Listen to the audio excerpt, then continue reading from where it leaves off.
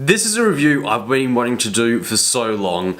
A review on the TWSBI Echo, a pen that has garnered so much hype in the fountain pen community.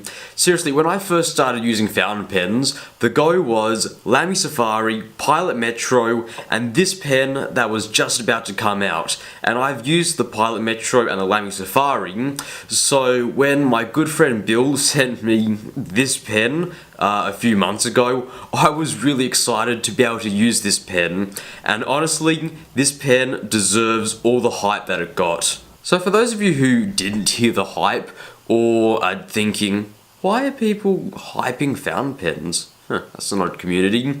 Well, the explanation is, this is a piston fountain pen, and normally you'd see these awesome piston fountain pens on higher end pens, and lower end pens would be reserved to cartridges. Well, this is a piston filler pen that only costs around about $28 US, and pair that with a kick-ass nib, what you're going to get is a pen that is going to have a lot of hype behind it. And as I said before, this pen really did deserve all the hype. So let's get into the review and let's talk about the pen. So let's talk about the specs and the body of the pen first. So capped, you're looking at a pen that is 13.9 centimeters long. Uncapped, it's 13.1 centimeters long, and posted, it boosts it right up to 16.8 centimeters long. Posted, it's weighing about 21 grams, and unposted, it's 13 grams, and the grip is between 9 and 10 millimeters in diameter. So on the whole, this pen is pretty comfortable to hold. This pen has garnered a lot of attention from people, and they've been asking to use it, and of course I obliged, and they said this pen was pretty damn comfortable to use. The grip is a nice length, and it is a really nice diameter. The only thing that I'll say that I don't particularly like about it is a circular grip, but at the very end, it sort of tries to have these ergonomic flares that are triangular shaped, and it tries to make you hold the pen sort of ergonomically like this, and that's not how I enjoy holding fountain pens. It's one of the many reasons why I don't use the Lamy Safari. So this does dig into my fingers, and this is a common complaint of the pen. So for me, all I do is hold the pen a little bit further back, and it's perfect. This pen is made from plastic. I believe it's made from acrylic, and like all my acrylic pens, it has taken wear and tear pretty well. Yes, it's going to get some very light micro scratches because you are going to be using this pen every day, but in terms of deep scratches, it is held up very well. There's a noticeable difference between an acrylic pen and say one of the Jinhaos that I get from China. In terms of build quality, this pen is built pretty well. It is very, very solid, and I can pretty much say this pen will be able to take quite a lot of force, and it definitely won't break. Because it's a piston pen, there aren't going to be any threads along here to break, unlike a lot of other pens, so I can definitely say you can probably put this in your back pocket, lean on it, and it certainly won't break. Another thing I'll say about this grip is it's pretty resistant to being slippery from the oils on your fingers, because after a while, for most pens, the oils build up and it becomes pretty annoying and slippery to use. I did several 3-hour exams with this pen, and I was able to get through those 3 hours without it being too slippery, which is a really good thing about this pen. I used this for several exams and I was pretty happy. If we look further down the pen, what you see at the back is an O-ring. Now what the O-ring is used for is to get the cap, and you just push the cap on and the cap posts securely. Now in my opinion, you can use this pen posted, but I don't. Honestly, the pen is so long that it makes the back of the pen feel a little back heavy, and I don't mind pens being a little bit back heavy, but this is a little bit much for me.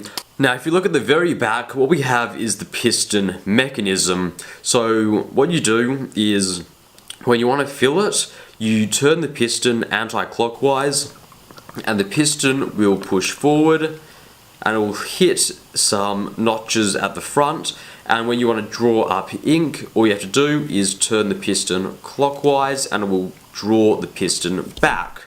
The total capacity of this is about 1.7 milliliters, which means you'll get a decent amount of ink in the back of the pen, which should last you, well at least it lasts me, at least 2 weeks, which is pretty good considering how much I use fountain pens. On a note about the piston, it is pretty fun to use it. It's well built and there is absolutely no resistance. It works really well and TWSBI has really done a great job here. One thing I'll note is if you want to tear down the pen, i.e. remove the piston to do a clean, what you do is you use the included TWSBI wrench and undo the back of the pen because there are threads, and there is a separate video for that. Let's talk about the nib of the pen, because as always, what's the point of buying a pen with a good body if the pen fails to write? So this pen has the medium nib and it is a stainless steel nib. One of the cool things about TWSBI is their range of nibs. They go from extra fine to broad, stub nibs, the whole lot. So one of the cool things about TWSBI Echoes is they will certainly have a nib to suit your writing style. The physical size of this nib is not the biggest nib in the world. It's around about the same size that Pilot use in their mainstream pens, the Pilot 78G, Prera and Metropolitan, which means I think it's a number 4 or 5 size nib, which isn't the biggest nib in the world. One of the issues that I have with those pens is because the nibs are so small, I have to use them at a very high angle, but because of the points here and because I have to hold the pen further back, it means that I can hold the pen at a pretty relaxed angle, which makes it really comfortable to use. In terms of using the pen, this medium nib is an absolute joy to use. There is very little feedback and it is butter smooth. Honestly, it's one of my favourite medium nibs that I have, and as a result of how smooth it was to use, it allowed me to complete those 3-hour exams without straining my wrist or anything. It was really nice to use for those 3 hours. In terms of flex, you're not going to get much flex out of this pen. Even pushing down, all you're going to get is more ink coming onto the page and very little in terms of flex. In terms of wetness, this is a moderately wet pen. It can be used on lower quality photo paper, which is something that is good considering I don't use Rhodia every day. And it's good because it's not so dry that when I'm writing fast, it will not run out of ink. Alright, let's jump into the writing sample for the TWSBI Echo. This has the medium nib and it's using Waterman. This is Waterman Red, Waterman Anke Rouge Audacious Red ink. It's not the darkest red ink in the world, but it does. It works, it's a nice wet ink. So Waterman Red.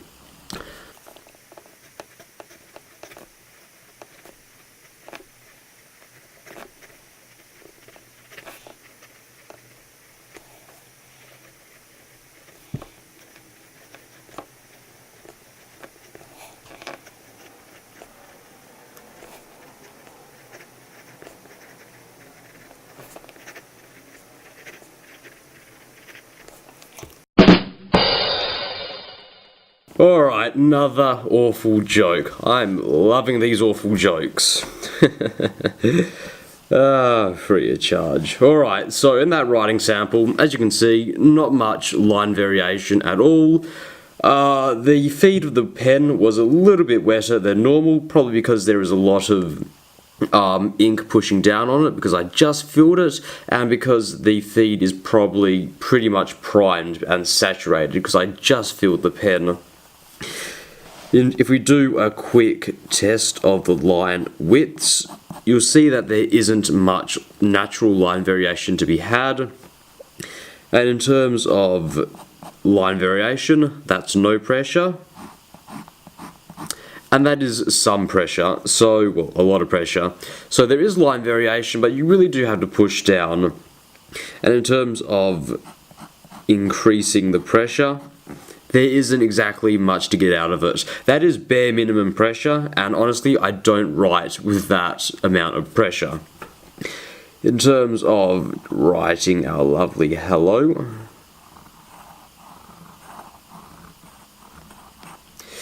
there is a little bit of line variation, but it's not very noticeable. In terms of wetness, it's probably going to lay down a lot of ink. And of course I'm back to using Rhodia, so the ink will take a little bit longer to dry. If I do something with a little bit more of absorbency, it doesn't take as long. Now in terms of reverse writing, it actually works alright. It starts to dry out here at the end, but it actually did work here. It looks like it's between an extra fine and fine. It's alright. So, reverse writing, yeah, I don't enjoy it, but it works.